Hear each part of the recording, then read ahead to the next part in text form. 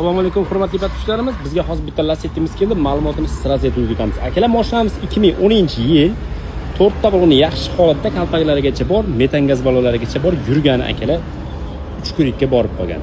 Oldi buferlarigacha, ana faralarigacha hamma narsasini yangilab qo'ydik.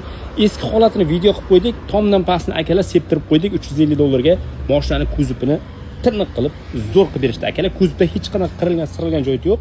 Mashina tayyor holatda akalar. Suyagi butun anaqa joyi yo'q akalar. Mashinani ko'ryapsizlar, salonlari ham, chexollari yaxshi holatda akalar. Yurgani 300 mingdan o'tgan, 3 kurikdan o'tgan, ko'rik, chexol hamma narsasi bor akalar. Mashinani olib maza qilib meniradigan joyi akalar. Kuzovlarni ko'ryapsizlar, hech qanaqa sirilgan joyi qolmadi. $350 ga kuzovni tiniq qilib qo'ydik akalar. Olib maza qilib minasizlar. Endi sizlardan keyin oldi sotilsa ham oldi sotildi bu hujjat chiqadi akalar. Pulga keladigan bo'lsak akalar $4200 bo'lsa beraveramiz. Motor korobkasiga javob akalar, hadoylari zo'r holatda. Olib maza qilib minsalaring bo'laveradi.